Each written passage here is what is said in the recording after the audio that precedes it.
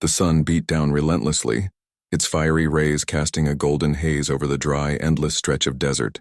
The Arizona heat was unbearable, and the land seemed to stretch out forever in every direction, devoid of life. Dust swirled in the air, choking the very breath from anyone foolish enough to venture into this unforgiving wilderness. Jake McCree, known to most as Dusty because of the cloud of dirt that followed him wherever he went, trudged on slowly. His horse, a tired and old mare, was no better off than him. She had seen better days, but just like Dusty, she kept moving, hoping to find some kind of salvation. Dusty's body ached from the long days of travel and the weight of his past. His hands, once strong and steady from working the land, now trembled slightly from the weight of what he had lost. His face, weathered by time and harsh winds, had deep lines etched in it from years of struggle and sorrow. His hat was worn with a tear along the brim, and his boots were scuffed and cracked. The cowboy had once been a proud man, the owner of a large spread of land with cattle that roamed the open plains. But that was before the Baron had come to town, before the drought had ruined the crops, and before the man's pride had been swallowed up by his failures. His cattle were sold for next to nothing. His land was taken from him, and his family, once vibrant with laughter, had left when the hope of survival ran dry. He had no one left. The world had turned its back on him, and now he was nothing but a shadow of the man he once was. His heart had hardened, and his spirit was on the verge of breaking. As Dusty rode through the desolate desert, he couldn't help but wonder how much longer he could keep going.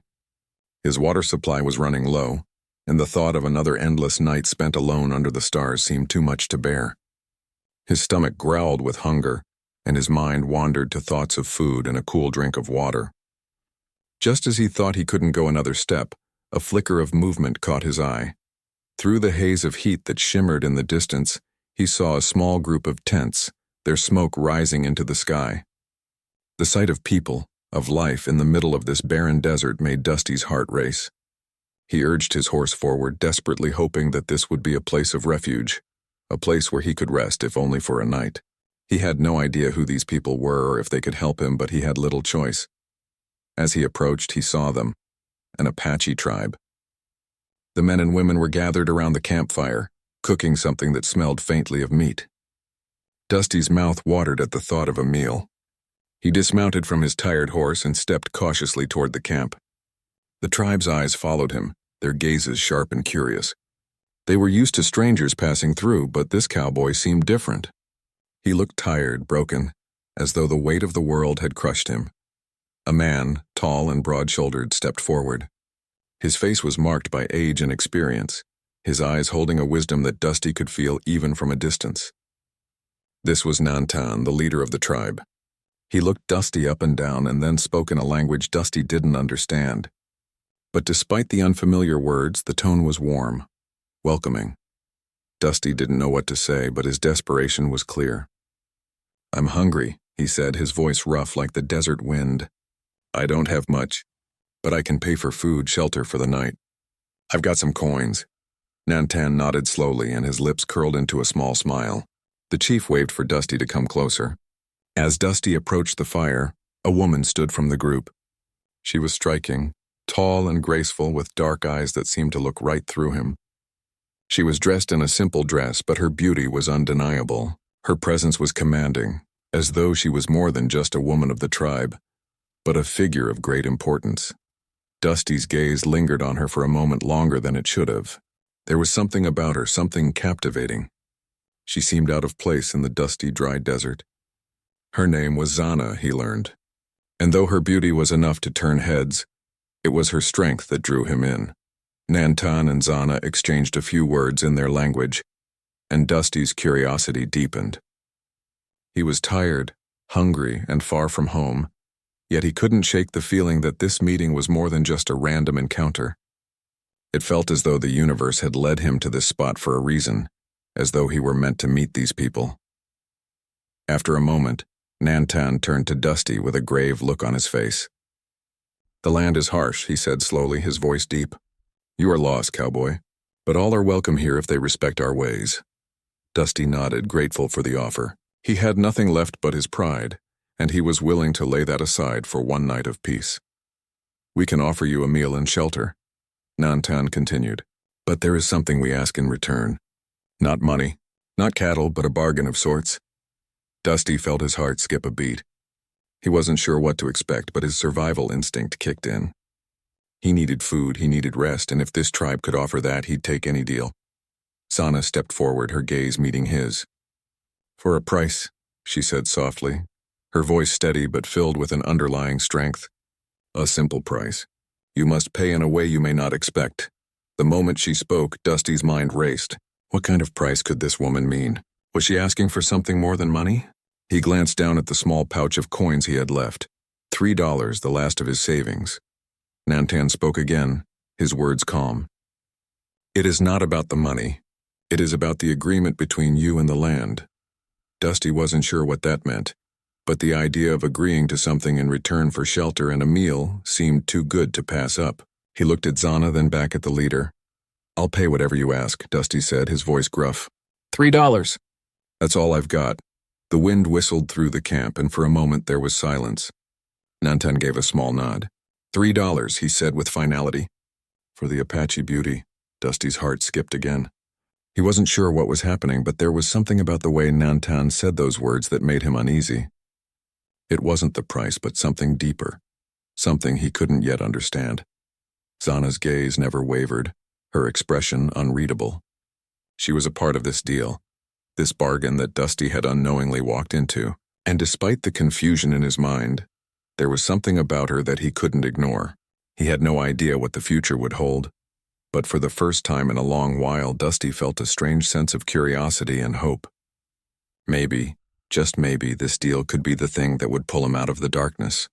As the sun began its slow descent behind the hills, casting long shadows across the desert, Dusty sat by the fire, his body exhausted, his mind racing with questions. He had spent many nights alone under the stars, always keeping a careful distance from others, too proud to ask for help. But tonight was different. The warmth of the fire felt comforting, and the smell of roasted meat reached his senses, making his stomach growl with anticipation. It was the first meal he had enjoyed in days. Around him, the Apache tribe moved in a quiet, purposeful way. They didn't speak much to him yet, and Dusty didn't know if it was because they didn't trust him or if they were simply a people of few words. Their language was foreign to him, but their actions spoke volumes. The way they moved, graceful, efficient, and aware, made him feel like an outsider. But in a strange way, it was the first time in a long while that Dusty felt like he was in a place where he could rest. At least for the moment. Zana sat across from him, her dark eyes flickering with the light of the fire.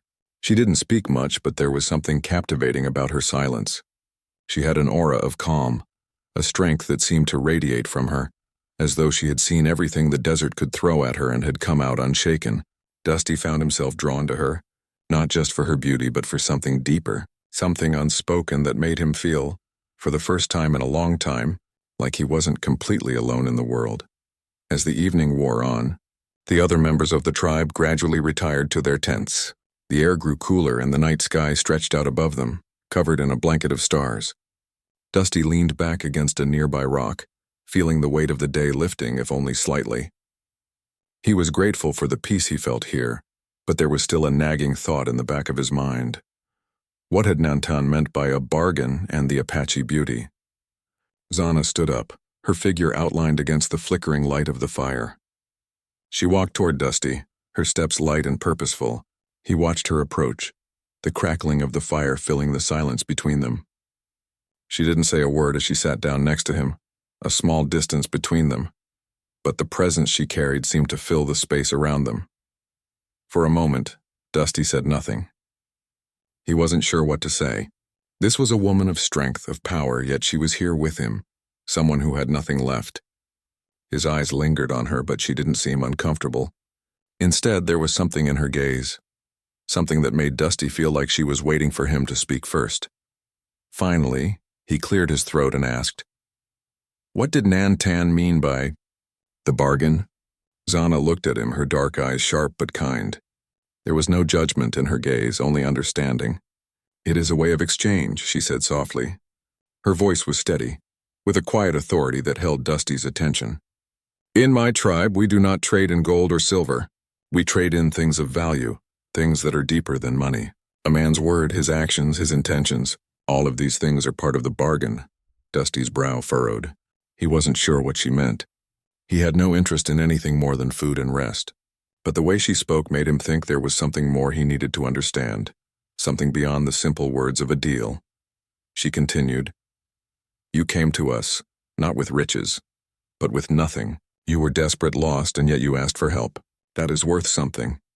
She paused, her gaze never leaving his. "But help does not come without a price, Dusty. Nothing in this world is free. What you are asking for, the peace, the comfort, the healing of your soul must be earned." Dusty listened, the weight of her words settling into him like a heavy stone. He hadn't expected to hear such things. All he had wanted was a simple meal and a place to sleep. Yet Zana's words seemed to peel away the layers of his mind, forcing him to confront something he had been avoiding for years, his own pain, his own guilt, and the decisions that had led him here. She looked away, her expression softening. "The $3 you offered, small as it may seem, is symbolic. It is not the money that matters, but the intention behind it. You have nothing left, Dusty, but your will to survive. And that is the only thing you can trade." Dusty swallowed hard. He had never thought of it that way. All he had ever known was the simple life of a cowboy, the work of the land and the stubborn pride that had kept him going for so long. But that life had crumbled. He had nothing left but the ashes of his past, and even those were fading. "I don't know what you're asking," Dusty admitted quietly, his voice low. "I don't have much to offer anymore. I lost it all, my cattle, my land, my family. I don't even know who I am anymore." Zana turned her head, her eyes softening as she studied him. There was no judgment in her gaze, only empathy. "You are more than your past, Dusty," she said quietly. "The desert teaches us that nothing lasts forever. Not the land, not the cattle, and not even the people we love. The only thing that truly matters is how we choose to move forward. You have a choice. You can remain a man of the past clinging to what is gone, or you can learn from the lessons of the desert and let it guide you to something new." Dusty's chest tightened as he listened to her words. They struck a chord deep within him, one that he hadn't felt in years. There was a part of him buried beneath the dust and the pain that wanted to listen, to believe that there was still hope. But there was another part of him that was afraid to trust again, afraid to open himself up to the possibility of change. For a long moment, neither of them spoke. The only sound was the crackling of the fire and the whisper of the desert wind. Dusty's thoughts swirled in his mind, trying to make sense of the conversation, of this strange new world that seemed to be unfolding before him. Zana stood up, her movements fluid and graceful, as though she were one with the land. She looked down at Dusty and said, "The bargain is not just for you, Dusty. It is for both of us. You will learn from the desert, and in return the desert will help you find your way. But first you must let go of the past." Dusty looked up at her, unsure of what to say. The words she spoke made sense in some way, but they also frightened him. Could he really let go of everything he had known? Could he trust the desert, and more importantly, could he trust her? Zana gave him one last steady look before she turned and walked away, disappearing into the shadows of the night. Dusty watched her go, his mind racing. The bargain had been made, but he wasn't sure if he was ready for what it would mean. The past was a heavy burden to carry, and the future was uncertain. But something about Zana's words stayed with him, like a seed planted deep inside his heart. Maybe, just maybe, he was ready to let go. The next morning, the sun rose early, casting its golden light over the desert. The first rays of dawn touched the edges of the canyon, painting the landscape in soft shades of orange and red. Dusty was already awake, his eyes squinting against the harsh light as he looked around. He had slept little, his mind filled with the strange words from the night before. The Apache camp had been quiet after the fire burned down, and even though he'd been offered rest, his thoughts refused to slow. Zana was up before him, her movements graceful and purposeful as she gathered her things. She didn't speak much, but the way she moved, with the ease of someone who had grown up in the desert, made Dusty feel like an outsider in a world he didn't understand. He had spent his whole life working cattle, riding across open plains and living a life that had now slipped away from him. But here in this place he was something different, a man in need of something more than just survival. The smell of the morning fire wafted through the air as Dusty stood and stretched, his bones stiff from the hard ground. He packed his few belongings, what little he had left, and approached Zana, who was already preparing her horse. She didn't say anything to him at first, but the quiet communication between them was enough to make him feel at ease. He had no idea what lay ahead on this journey, but for the first time in a long while, he felt like he wasn't completely alone. "You ready?" Zana asked suddenly, her voice calm, yet carrying the weight of someone who knew what was coming. Dusty nodded, though he didn't quite know what to expect. "Yeah, I guess so," he said, his voice rough from the dry air. Without saying much more, Zana mounted her horse, moving with a natural ease that Dusty admired. Her horse, like hers, seemed to fit perfectly in the desert, a creature made for this land. Dusty, on the other hand, felt clumsy, his old mare struggling to keep up with the swift, sure steps of Zana's mount. For the first few hours they rode in silence, the only sounds the soft clip-clop of hooves against the sand and the whisper of the wind. The land around them was vast, stretching out in every direction with little to break up the monotony of the landscape. It was harsh, unforgiving, but there was something about it that felt strangely alive, as though the earth itself was breathing. Dusty tried to focus on the task at hand, keeping his mind from drifting back to the life he had left behind. He had been so consumed by his past for so long that the present had begun to slip away. But now, as he rode beside Zana, he found himself thinking less about what he had lost and more about what was ahead. He had no idea what this journey would bring, but he knew one thing for sure. It wouldn't be like anything he had ever experienced. As the day wore on, the heat became nearly unbearable. The sun burned down from above and the air shimmered with the intensity of the heat. Dusty wiped the sweat from his brow and looked around. The desert was vast, a sea of sand and rock stretching as far as the eye could see. It was hard to believe that anyone could survive in such a place, let alone thrive. Yet here Zana was, moving with purpose and confidence through this harsh land. They stopped at noon for a break, and Zana led them to a small, shaded spot beneath a cluster of desert trees. Dusty dismounted slowly, his legs stiff from the long ride. He felt the dry, hot wind blow across his face, and he took a long drink from his canteen, grateful for the cool water that helped soothe his dry throat. Zana was already setting up a small fire, her movements efficient as she prepared some dried meat and bread. "Ever wonder how people survive out here?" Dusty asked, taking a seat on the ground next to her. Zana glanced at him, her dark eyes thoughtful. "The desert doesn't care about us, Dusty. It doesn't make life easy, but it gives us what we need if we know how to ask for it. The trick is learning to listen." Dusty furrowed his brow, trying to make sense of what she meant. "Listen to what?" "The land," Zana said simply. "The desert speaks in its own way. If you pay attention, it tells you where to go, where to find water, where to find shelter. But only if you're paying attention. Too many people come here thinking they can control it, that they can bend it to their will. But that's not how it works." Dusty nodded slowly. He had always been the kind of man who believed in controlling things. His land, his cattle, his future. It was hard to imagine a life where control wasn't in his hands, where he had to trust something as unpredictable as the desert.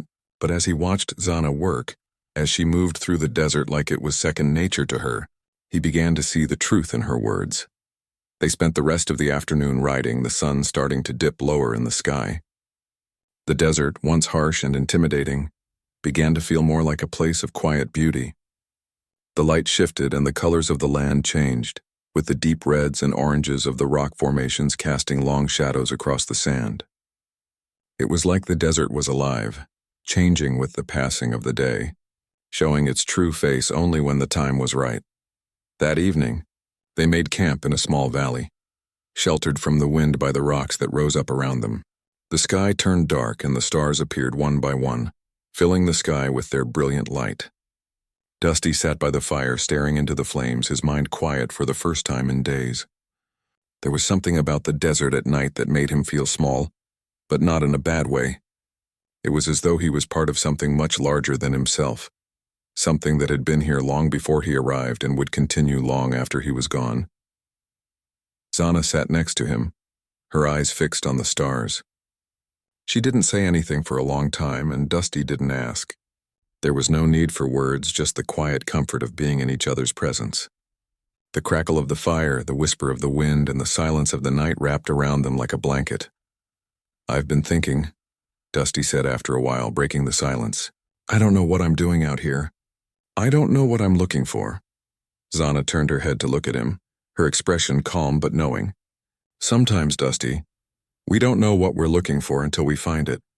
And sometimes we have to let go of what we think we want in order to find what we really need. Dusty didn't answer at first. He thought about her words, about everything that had led him to this point. He had spent so many years chasing things that no longer mattered. His cattle, his land, the life he thought he was supposed to have. But maybe, just maybe, this journey was about something else, something he couldn't see yet, but something he felt deep inside. As he sat there in the stillness of the desert night, Dusty realized that for the first time in a long time, he was beginning to understand what Zana meant. Maybe it wasn't about finding something or someone. Maybe it was about learning to let go of the past and listen to the world around him. Maybe, just maybe, the desert had something to teach him after all. The journey through the desert had become both a physical and spiritual test for Dusty. Each day brought new challenges, from the scorching heat to the endless stretches of sand that seemed to go on forever. But there was something about the desert that he couldn't quite explain. It was as though the land itself was alive, breathing with an energy that was both calming and powerful. And through it all, Zana remained his steady guide, her quiet confidence never wavering, even when the landscape grew more unforgiving. The days stretched on, and Dusty found himself growing more accustomed to the rhythm of the desert. He no longer felt the desperate need to rush to get away from his past. The silence of the desert had a way of quieting his mind, allowing him to reflect on things he had long avoided. And more importantly, it allowed him to begin understanding Zana. She was unlike anyone he had ever met. Strong, self-sufficient, and wise beyond her years, she moved through the desert like a part of it, like she was born for this land. Her presence was a quiet reassurance, and Dusty found himself trusting her in ways he hadn't trusted anyone in a long time. But just as Dusty began to settle into this new way of life, something unexpected happened. One evening, as the sun dipped below the horizon, casting the desert in a warm glow, they were ambushed. Dusty had been walking ahead of Zana, his mind lost in thought as he stared at the vast expanse of sand stretching before him. The day had been quiet and the air felt thick with the weight of an approaching storm. But Dusty was used to the unpredictable nature of the desert. It was the one thing he had learned in all his time wandering. Nothing in the desert ever stayed the same for long. Suddenly, a shout broke through the stillness. Dusty spun around just in time to see a group of men on horseback charging toward them. His heart raced and a wave of panic hit him, but Zana's voice was calm, cutting through the chaos. "Stay behind me," she said, her eyes scanning the riders as they drew closer. Dusty didn't know who these men were or what they wanted, but he could see the determination in Zana's eyes. She wasn't afraid. And in that moment, Dusty realized something important. This woman, this Apache warrior, was not just a guide for him on this journey through the desert. She was more than that. She was a protector, and she would not let him fall. The men stopped a few yards away, their horses kicking up dust as they circled around the pair. Zana stood tall, her stance unshakable, while Dusty, though unsure, stood beside her. The leader of the group, a tall man with a scar running down his cheek, stared at them with a cold, calculating gaze. "You've crossed into our land," he said, his voice low and menacing. Zana didn't flinch. "This is no one's land," she replied evenly, her tone calm but firm. "The desert belongs to no one and to everyone. We travel where we choose." The man laughed, a dry, humorless sound that echoed in the quiet desert. "Not everyone sees it that way," he said, his eyes narrowing. "You're trespassing, and that has a price." Dusty could feel the tension in the air, the weight of the situation pressing down on him. He didn't know who these men were, but it was clear they weren't here to be friendly. They weren't just passing through, they had come with a purpose. But what that purpose was, Dusty couldn't quite understand. Zana, however, seemed unfazed. "You've made your claim," she said, her voice steady. "But we don't want trouble. We only seek to pass through."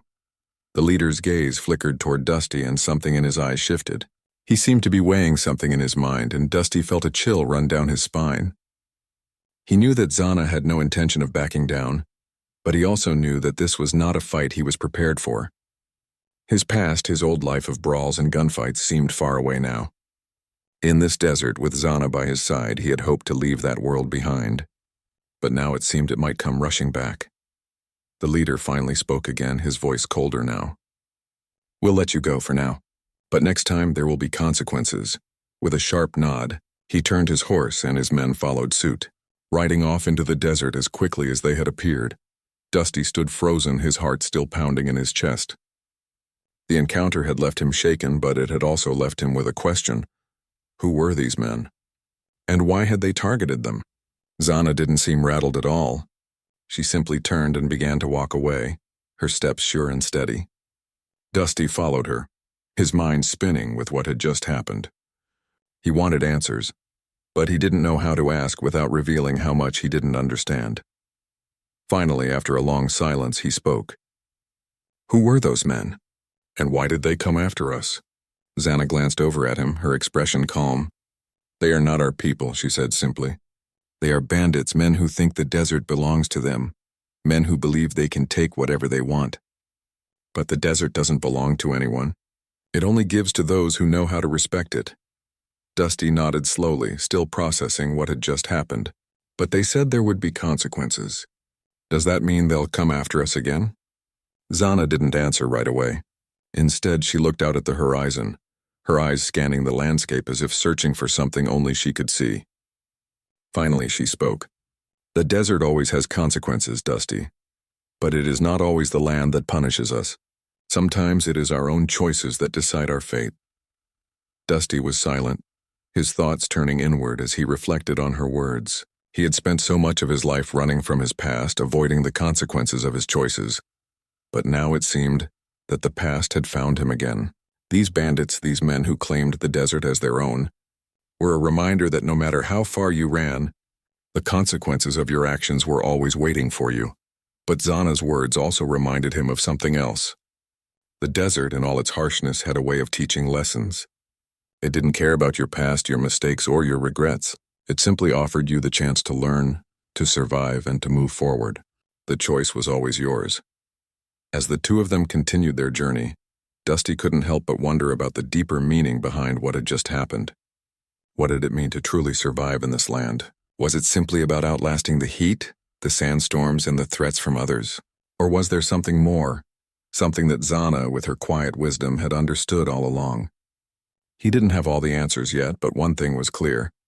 The desert was teaching him something new every day, and he was starting to listen. As the days continued to pass, Dusty felt himself changing in ways he hadn't expected. The desert, with its endless stretches of sand and its unforgiving sun, had a way of stripping away everything that wasn't necessary, leaving behind only the essentials. And somewhere along the way, in the midst of the heat and silence, Dusty started to see the world a little differently. He wasn't sure exactly when it happened, but he knew that it had. The man who had arrived in the desert, a broken cowboy running from his past, wasn't the same man who now sat beside the fire at night, watching the stars twinkle overhead. Zana had been his guide, his protector, and in many ways, his teacher. She had shown him how to listen to the land, how to move through the world with quiet confidence, and most importantly, how to let go of the past. Dusty had spent so much time clinging to memories of what he had lost, but now he realized that it wasn't the things that mattered. It was the choices he made, and the way he decided to move forward.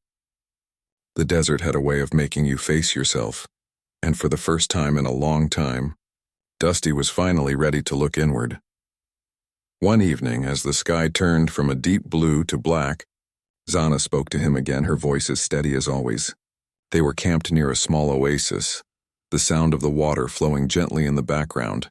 The air was cooler than usual, and Dusty could almost forget the heat of the desert as he sat by the fire, the crackling flames casting a warm glow around them. "You've come a long way, Dusty," Zana said, her eyes reflecting the firelight. "I can see it in you, the change. But there is still one more thing you must do." Dusty looked up at her, unsure of what she meant. "What do you mean?" he asked. He had learned so much from Zana, but this felt different. There was something serious in her tone, something that made him feel like he was on the edge of something important. Zana was quiet for a moment, her gaze fixed on the fire. "The desert does not forgive easily," she said, her voice soft but firm. "It will give you a chance to change, but it will not let you forget what you've done. You must make your peace with the past, truly make your peace, and then you will be free to move on. But that is not something the desert can do for you. It is something you must do for yourself." Dusty thought about her words, turning them over in his mind. He had come to the desert seeking escape, running away from his failures, his regrets, and his losses. But Zana was right. The desert had not been a place of escape. It had been a place of facing the truth. And now, as much as he had learned, as much as he had changed, there was still something inside him that he had not yet confronted. His guilt, the choices that had led him here, the family he had lost, and the man he used to be. "I don't know if I can," Dusty admitted, his voice low. "The past, it's hard to let go of. I've done things, bad things. I don't know if I'll ever be able to truly leave them behind." Zana turned to look at him, her eyes soft but knowing. The desert teaches us that we are all part of a cycle. Things are born, they grow, and they die. But even when something dies, it doesn't mean it is gone forever. It becomes part of something new. Just like the land, the past is a part of you, Dusty. You can't change what happened, but you can decide what you do with it. Dusty felt the weight of her words, and for the first time in a long time, he understood what she meant. He had been running from his past, afraid to face the mistakes he had made. But he couldn't keep running. The desert had shown him that. The next morning, Dusty set out on his own for a while. Zana had suggested it, knowing that he needed to face what he had been avoiding. The land was vast, and it could be easy to feel lost, but Dusty knew that it wasn't the land he needed to find. It was himself. He rode alone for several hours, the sound of hooves on the hard desert ground the only noise breaking the silence. The sun hung high in the sky, and the heat was almost unbearable, but Dusty didn't mind. He had learned to endure. As he rode, his mind wandered to the past, the years spent on his ranch, the choices that had led to his downfall, the people he had hurt, the mistakes he had made. It was all a blur now, a jumble of regrets and old wounds, but as he thought about it, he realized something important. His past didn't have to define him. The mistakes he had made, the things he had lost, they were all part of his story, yes, but they were not the whole story. He still had time to make things right, to change and to find peace. By midday, Dusty had found a quiet spot near a cluster of rocks, where the wind had created a natural shelter from the sun. He dismounted and sat on a flat rock, closing his eyes as he let the desert wash over him. The heat of the day was relentless, but he didn't mind. For the first time in years, he felt a sense of clarity, a quiet peace. The desert wasn't just a place of survival anymore. It had become a place of healing. He thought of Zana, the way she had helped him without saying much, the wisdom she had shared with him. She had taught him to listen to the desert, to understand its rhythms and to find his place within it, and now he was ready to do the same with his past. He couldn't change it, but he could learn from it. And in doing so, he could free himself from its grip. Dusty spent the rest of the day reflecting, allowing the desert to work its magic. When he returned to camp that evening, Zana was already there, sitting by the fire. She didn't ask where he had been or what he had been thinking. She simply gave him a small nod, acknowledging the journey he had taken. Dusty didn't need to say anything. The silence between them was enough. It was the silence of understanding, of two people who had learned something from the land, from each other, and from themselves. As the fire crackled and the stars appeared in the night sky, Dusty felt a sense of peace that he hadn't known in years. The past was still there, yes, but it no longer had a hold on him. He had made his peace with it, and now he could move forward. The desert had taught him everything he needed to know. It had shown him that no matter how far you've fallen, no matter how broken you may feel, there is always the chance to rebuild. There is always a way forward, if you are willing to face the truth and make the choice to change. And as Dusty looked up at the stars, he knew that he had made that choice. For the first time in a long time, Dusty was ready for whatever the future held. He wasn't sure where his journey would take him, but he knew one thing: it was his to decide. The cowboy's last bargain in the desert wasn't just a transaction of money or land. It was a bargain for his soul, and for the first time in years, he had found peace.